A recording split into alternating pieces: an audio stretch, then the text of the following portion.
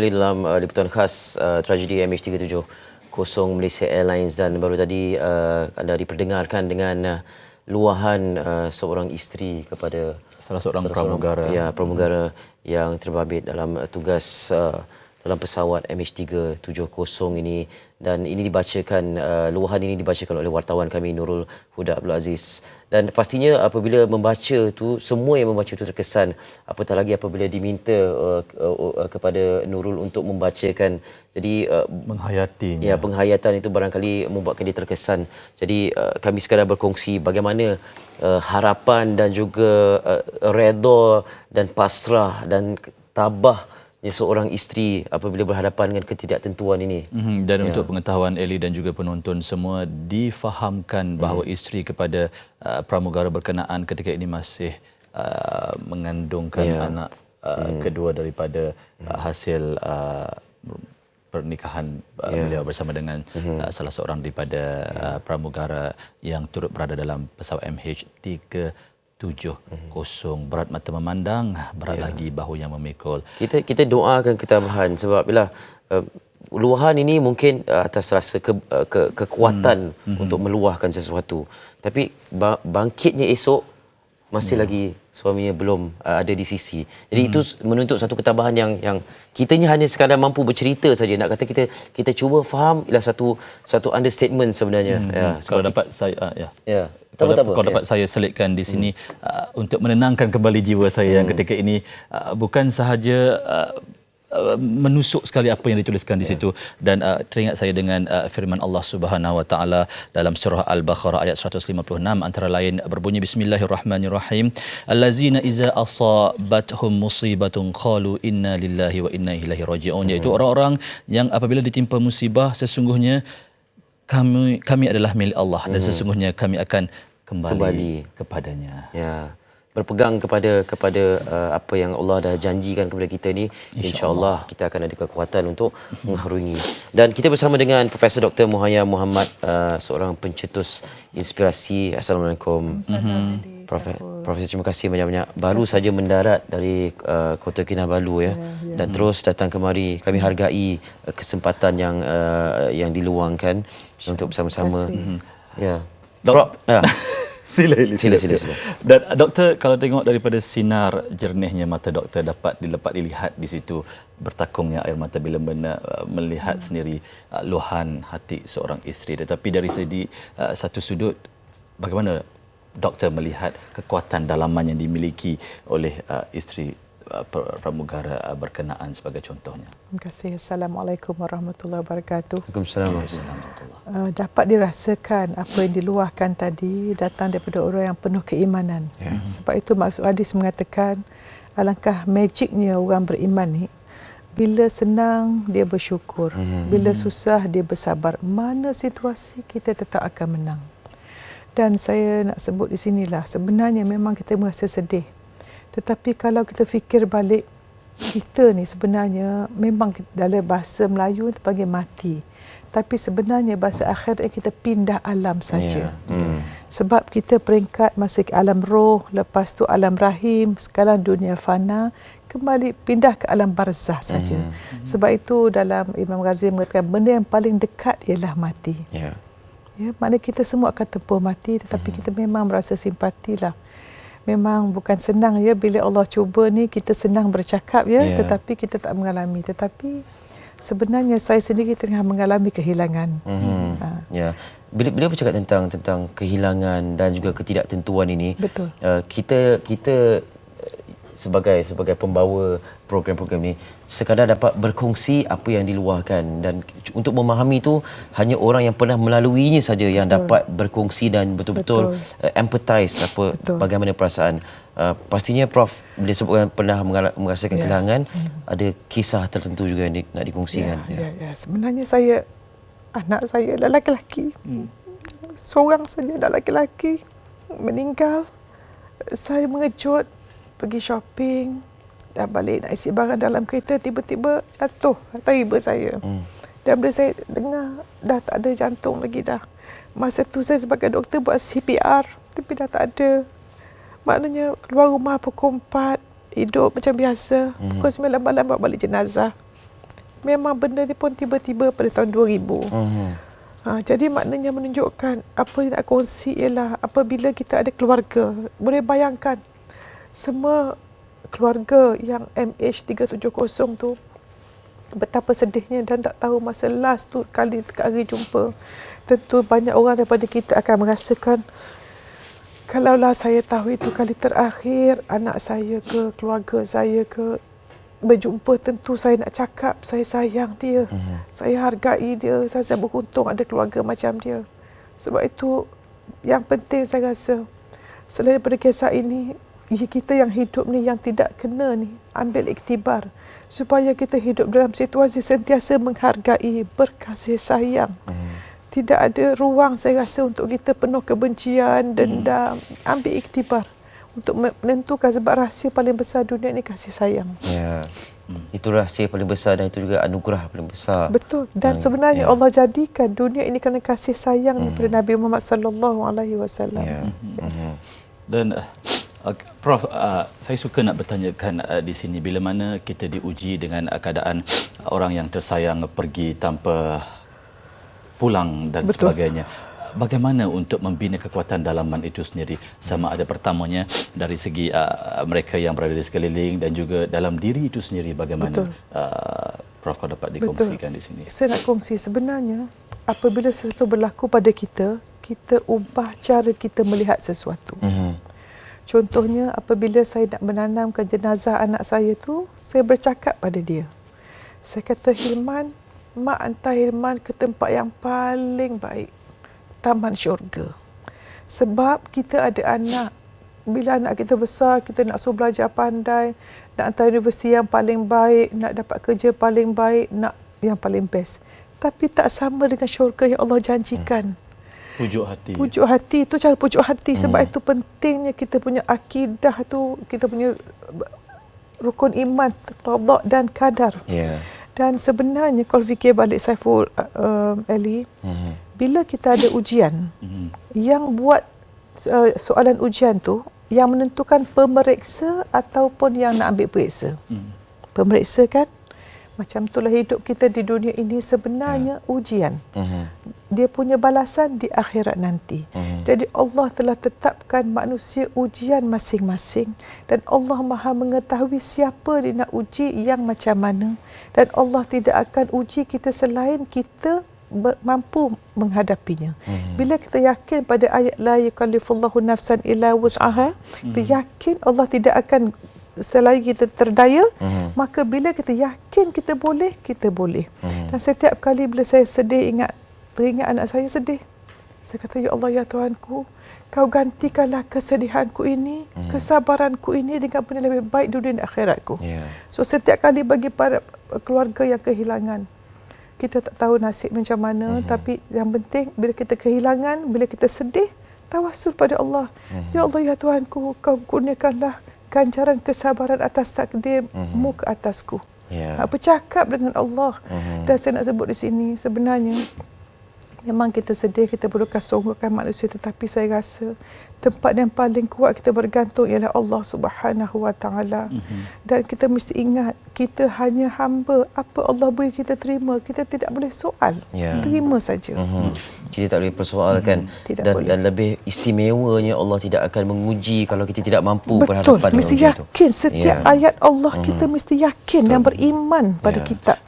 Dan bila doktor berkata mengenai bagaimana hubungan kemanusiaan dan juga Sang Pencipta itu titiannya adalah menerusi doa, teringat saya dengan satu ayat Quran antara lain berbunyi Bismillahirrahmanirrahim, wa qala rabbukum ud'uni istajib lakum. Maksudnya, mintalah kepadaku nescaya insya-Allah akan aku perkenankan doa kamu itu. Dan doa itu sendiri bagaimana Prof melihat merupakan titian untuk memberikan kekuatan itu sendiri? Tepat sekali. Yang kita penting ialah hati kita ni suka duka gundah gulana dalam genggaman Allah Subhanahu Wa Taala. Allah yang membolak-balik hati kita. Jadi kita sentiasa berdoa supaya Allah berikan kita ketenangan jiwa. Dan dua perkara kita harus minta pada Allah ialah untuk kita jadi orang bertakwa dan bersyukur. Kalau kita ada dua bekalan ini, cukup untuk kita mengharungi apa saja suasana. Takwa dan bersyukur. Kita bercakap tentang ujian. Pada masa yang sama, ini orang yang kita, terutamanya ibu bapa yang anak mereka adalah penumpang ya. Betul. Yang kita lahirkan, besarkan dan belum puas seperti yang pengalaman yang Prof lalui. Belum puas nak berikan lagi, bukan nak minta jasa dibalas pun. Belum puas nak memberi lagi, ya, manja lagi, kemudian Allah ambil. Betul. Begitu saja. Jadi kesukaran itu adalah dalam berhadapan dengan ketabahan dan dengan redha. Tapi memikirkan disentak begitu saja itu sesuatu yang sangat sukar, dan tidak mahu mungkin hati itu sedikit sebanyak akan mempersoalkan kenapa Allah uji aku sebegini. Betul. Sebab itu saya kata hidup ni kalau kita tahu tujuan hidup kita untuk beribadah, dan kita tahu di mana kita datang, kenapa kita datang, ke mana kita pergi, dan kita melihat kehidupan sebagai satu spektrum. Kita melalui saja alam. Sebenarnya Ali Saiful, kita pun sedang line up ni. Tak tahu nak masuk alam barzakh. Giliran siapa?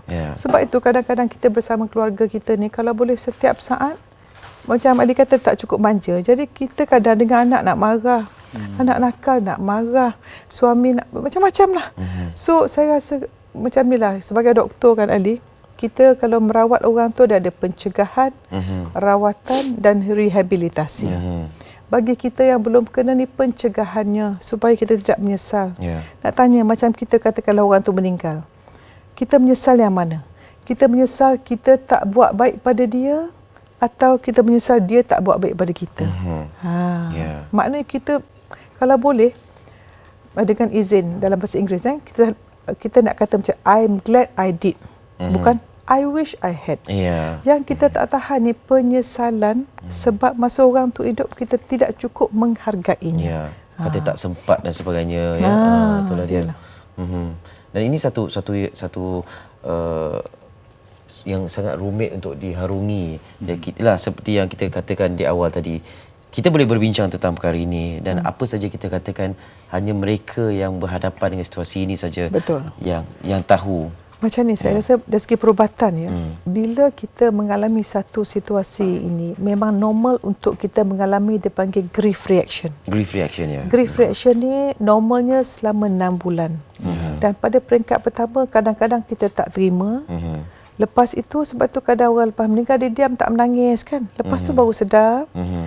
Lepas tu dia termoal sekejap, lepas tu dia menerima, lepas tu dia akan tenang dan menerima. So kalau grief reaction melebihi 6 bulan, dia panggil pathological grief. Itu susah. Sebab itu macam kita dah bincang tadi, bagi siapa mengalaminya, bila kita sedih, kita alami, kita embrace dia punya sadness, tak apa. Kita perhatikan emosi kita, lalui penuh-penuh. Kau nak nangis pun nangis. Tetapi yang penting ialah kita jangan sampai kita hilang punca sampai kita menyoal takdir. Tak apa, kita sedih, tak apa, kita terima dan harap Allah beri kesabaran.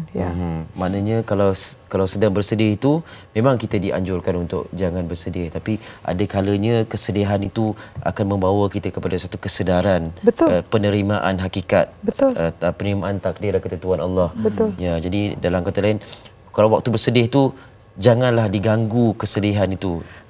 Embrace the sadness. Itu memang normal. Dan bagi keluarga terdekat atau kawan-kawan kan, kita macam saya dengar tadi yang Australia cakap tadi kan, dia kata please respect our privacy. Tapi tengok cara dia bercakap sangat tactful dengan dia appreciate orang yang menolongnya.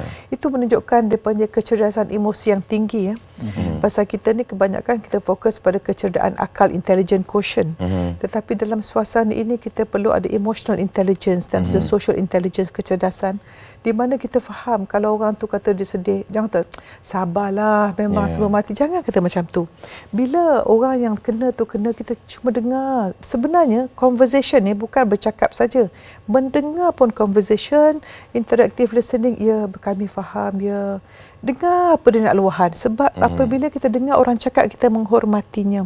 Kita dengar, kita beri kata-kata yang maknanya sekarang ni kita ibarat yang prevention, rehabilitation tu ialah bila orang dah Macam mana kita memujuk mereka dengan tidak menghukum, jangan keluar benda-benda kontroversi, pujuk hati, lemah lembut, kasih sayang, semua yang Tuhan suka semua kita buat. Dan Prof, kalau dapat dikongsikan di sini, kalau kita tengok tragedi MH370 ini bukan satu tragedi yang biasa. Pastinya menarik perhatian dunia sekalipun. Dan bila mana kita ni sebagai mereka yang bukan secara langsung terlibat, sama ada daripada ahli keluarga dan juga rakan kenalan yang rapat, ada tanggungjawab masing-masing. Contohnya dalam laman sosial, Facebook dan sebagainya, memuat naik perkara-perkara yang belum tentu sahihnya. Mungkin boleh mengguris hati dan juga perasaan waris itu sendiri. Bagaimana, Prof? Sebab itu saya rasa banyak saya dah sebut tadi masa di Selamat KPO pun, kalau boleh Twitter dan Facebook ini sebenarnya dia punya kuasa sangat besar. Satu taipan bila share ramai puluh-puluh ribu orang, kita memberi tenaga. Dan bila kita sebut benda negatif, tenaga tu tidak bagus. Dan ingat dia, saya nak sebut sini, setiap kali kita kata benda negatif pada orang, yang paling kuat dengar jiwa kita. Dan setiap perkataan yang kita sebut dibagi kepada dua. Sama ada kesan toksik atau kesan nutrisi kepada jiwa dan sel kita. Sebab itu kalau kita disuka menyebut benda tidak baik, maka badan tidak sihat, jiwa tidak sihat, emosi tidak sihat. Dan kita akan dapat kesannya di dunia dengan penyakit fizikal dan di akhirat tentunya dosa kita. Jadi kalau saya berharap sangat siapa menonton ni ditimbulkan kesedaran. Kita akan disoal atas setiap taipan jari-jari kita tu, kalau menimbulkan fitnah atau benda tidak betul, maka tentulah berdosa kita nanti. Ingat dosa. Saya menyeru sangat, kalau boleh apa berlaku pada ini bagi orang Islam terutamanya, tolong ingat akhirat. Tolong ingat mati. Macam mana tiba-tiba saja kita boleh meninggalkan dunia ini. Jadi hidup setiap hari bersedia untuk mati. Sebab tu orang paling bijak orang ingat mati, Ali. Bila kita ingat mati, nak tengok Facebook pun tak ada. Dan setiap kali nak beri fitnah pun tak ada. Kalau orang cakap apa pun tak boleh dengar. Saya tertarik bila Prof sebutkan tentang meluahkan sesuatu yang negatif itu ataupun menitip sesuatu yang negatif, kemudian apabila disebarkan secara viral ini, apa yang kita type itu menunjukkan negativiti yang ada pada kita. Apabila disebarkan secara viral tu, pengiktirafan negativiti kita tu semakin lama semakin kuat. Makin banyak. Sebenarnya cuba kita perhatikan. Saya memang beberapa kali sebutlah, bagi siapa-siapa yang suka menyebarkan berita fitnah negatif ataupun keaiban orang, takut ya. Pasal kau tak kena dia anak ke cucu keturunan. Allah ya Tuhanku. Dan Prof, saya tertarik untuk bertanyakan Prof dengan kesinambungan daripada satu hadis yang akan saya bacakan ini, antara lain berbunyi la yu'minu ahadukum hatta yuhibba li akhihi ma yuhibbu li nafsihi. Bermaksud tidak beriman seseorang itu selagi mana dia tidak mengasihi saudaranya seperti mana dia mengasihi dirinya sendiri. Saya tak suka orang kutuk saya dalam Facebook apa semua, tapi saya buat benda macam itu. Jadi penjelasan dan juga pencerahan daripada Profesor sendiri. Baik. Ini saya nak sebut tentang image diri. Manusia ni, Ali, dia akan bertindak berdasarkan, dia ada 3 triangle. Satu, inner talk, apa dia cakap pada diri dia. Nombor 2, image diri dia. Dan daripada image diri itu akan menjadikan tindak balas dia. Jadi kalau dia punya image diri negatif, cakap dia pun negatif, tindakan dia negatif, kita nak pecah macam mana, Ali? Kitaran ganas ni. Maka kalau kita nak ubah perangai tak boleh. Kita kena ubah dia punya image diri dia. Sebab itu kebanyakan kita perhatikan orang yang suka mengutuk-ngutuk, kalau kita tengok kat Facebook tu kan, komen negatif tu kadang-kadang, kalau saya punya fan page pun saya nampak komen negatif kan, saya pun tengoklah profile picture ke, memang tak ada gambar, nama pun tak ada, yang dia punya page yang dia suka pun page yang tak bagus. Daripada situ kita image diri negatif. Sebab orang yang tak yakin pada diri, dia rasa dia tak yakin, maka dia akan meluahkan kata-kata tanpa memberi nama. Daripada situ saya kata gini, formula saya suka guna ialah ada, beri, dapat. Ada, beri, dapat. So kalau kita dapat tak baik, sebab kita telah beri tak baik. Kita hanya boleh beri tak baik macam Ali kata sebab ada tak baik. Jadi kita ni setiap hari kita mesti cakap baik, image diri baik. katakan saya seorang mukmin, saya seorang bertakwa. Bangun pagi tengok cermin, alhamdulillah, syukur ya Tuhanku aku hidup. Hari ini aku lebih bertakwa, aku nak buat baik. Image diri kita ahli syurga, perangai kita ahli syurga. Kita ubah benda tu. Ni ada beri dapat tu penting sangat. Dan ingat, fikir baik, rasa baik, buat baik, dapat baik. Dapat baik. Itu saja. Okey, saya ada soalan nak tanya, kita nak berehat, tapi soalan tu saya nak biar tergantung sekejap kepada Prof. Kita bercakap tentang sekelompok orang yang suka menyebarkan perkara-perkara yang tak baik dan sebagainya. Tapi ada alasan pihak tertentu ni mengatakan saya menyebarkan ni sebagai pengajaran. Itu nanti kita jawab ya. Boleh ya? Kita nak berehat seketika, Saiful? Kita akan kembali teruskan bersama kami di program khas Tragedi MH370. Mungkin pelbagai input dan juga manfaat dapat kami berikan kepada anda selain daripada perkembangan dari semasa ke semasa. Jangan ke mana-mana, teruskan bersama kami.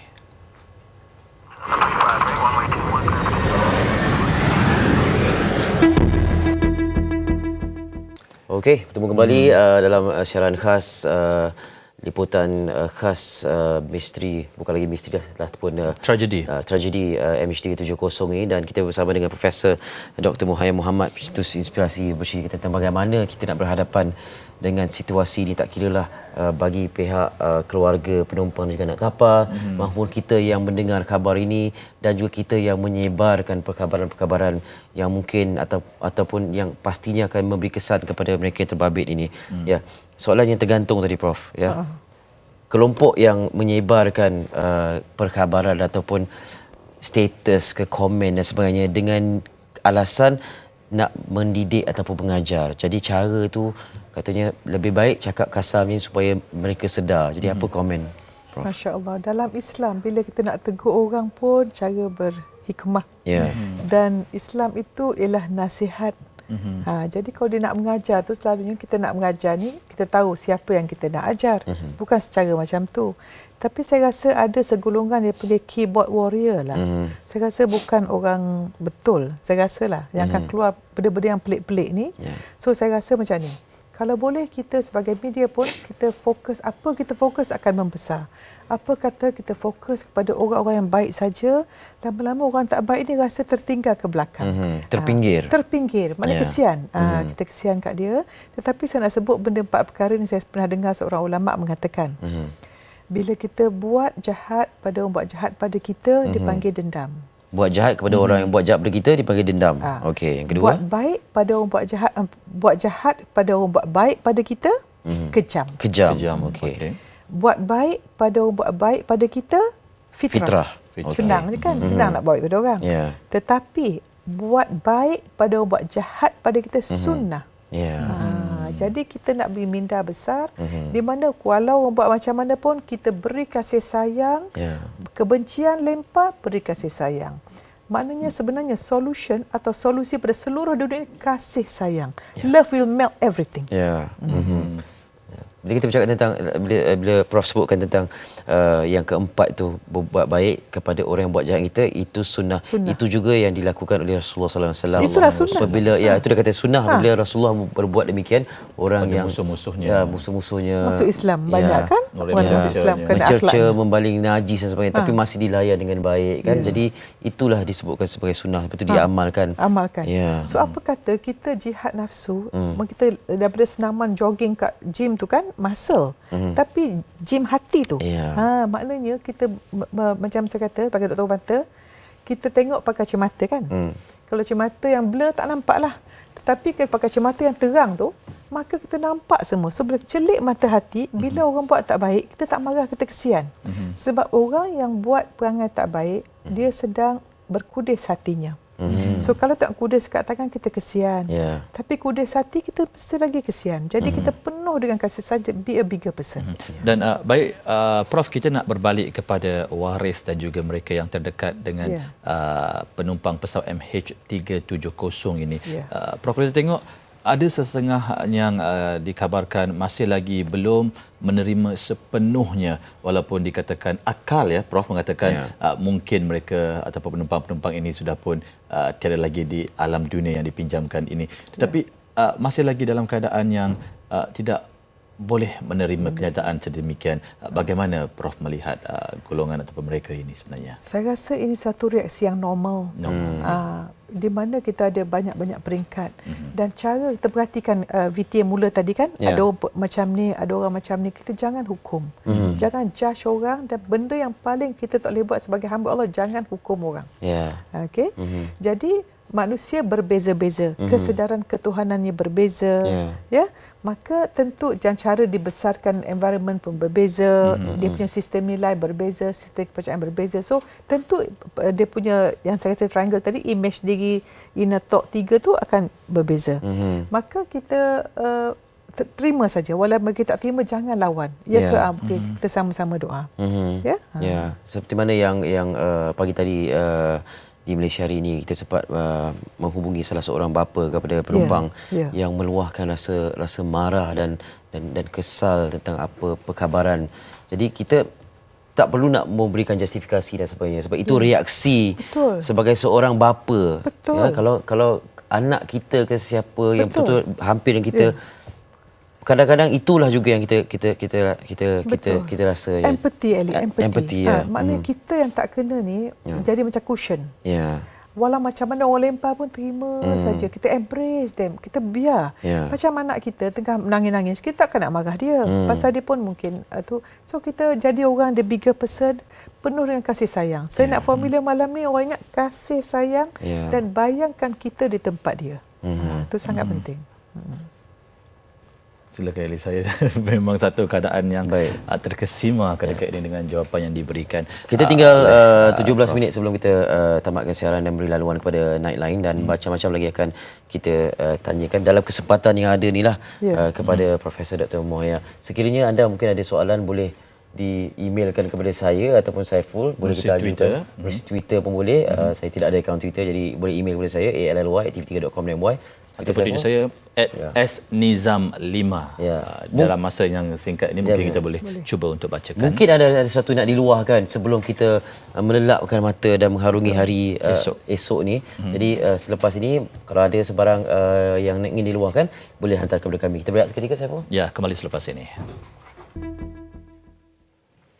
Anda masih lagi bersama kami dalam program khas Tragedi MH370, dan seperti yang diwawarkan tadi, saya ada satu soalan yang dikirimkan oleh Wira Tulin dari dalam akaun Twitter saya, di mana beliau mengatakan, bertanya kepada Prof sendiri, semua kita dalam kesedihan, bagaimana Prof untuk membina kekuatan jika ditimpa musibah yang tidak tertanggung?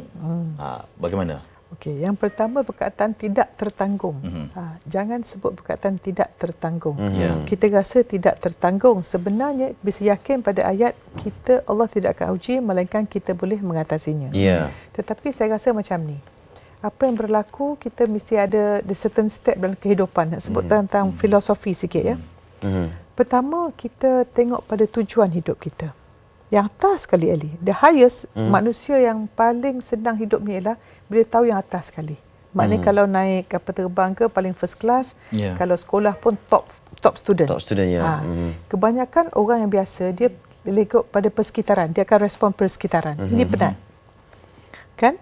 Jadi kalau kita tahu tujuan hidup, dengan sendiri kita akan mempunyai sikap yang betul.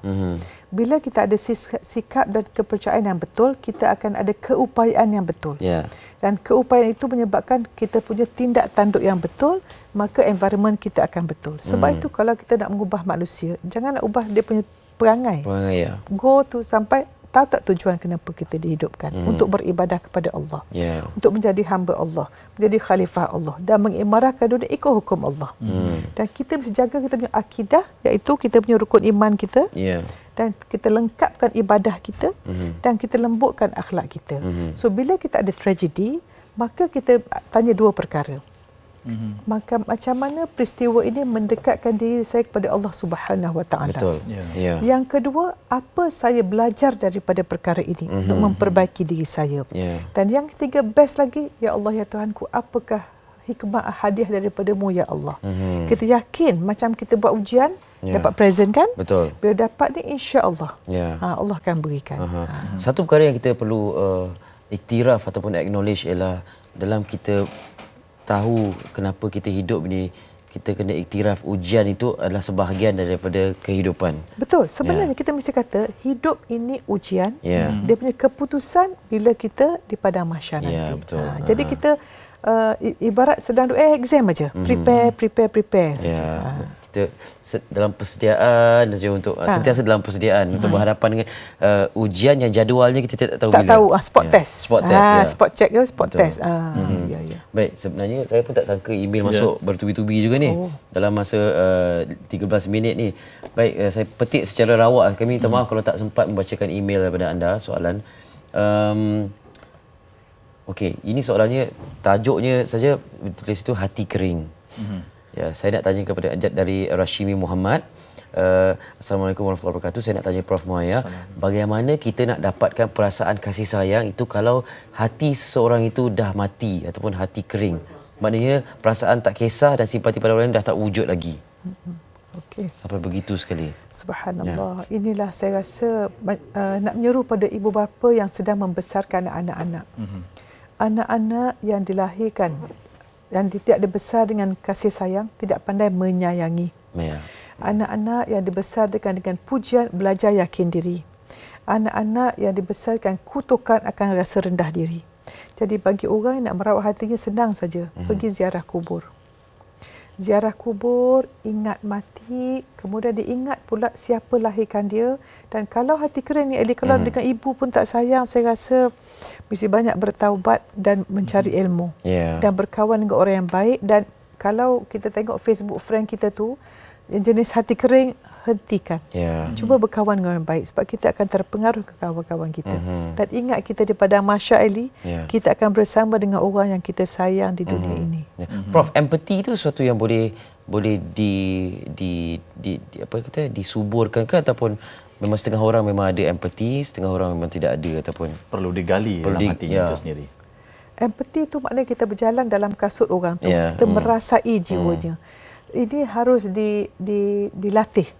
Ya, sebagai seorang doktor dalam pelajaran perubatan yang pertama diajar empathy. Jangan simpati. Kalau kita simpati dia menangis, kita pun menangis juga. Empathy kita boleh mengawal suasana, memberi solusi. Baik. Okey. Dan kita dengan kekangan masa yang agak singkat ini, kalau boleh dapat dirumuskan secara holistiknya, konklusinya, bagaimana untuk mereka khasnya waris-waris ini untuk bangun pagi esok. Bangun pagi esok itu nak lelapkan mata dengan tenang malam ini, selepas ini ada night line, lepas night line kita nak tenangkan jiwa kita. Yang pertama pada saya lah, kalau mangsa ini saya rasa pilihan Allah. Sebab kita tak tahu, katakanlah mereka sudah meninggal dunia. Dalam keadaan musafir, lemas ke, terbakar ke, dalam syahid. Yang kedua ialah mereka ini satu dunia tahu di Mekah pun orang mendoakan mereka. Orang mendoakan mereka ni, subhanallah, di Mekah orang buat umrah doakan mereka. Dan yang ketiga ialah mereka ini insya-Allah, kalau bayangkan kita dalam kapal terbang tu tiba-tiba something happen, mesti kita akan bertaubat. Kita sampai kat kerongkong boleh bertaubat lagi. Ini baru kita nampak berlaku satu, kita bertaubat. So insya-Allah kita nak macam inilah. Bayangkan mereka ini kalau sudah meninggalkan dunia di taman syurga. So bila kita nak bangun besok pula, fikir kita macam mana. Cuba fokus kita, nasib kita macam mana.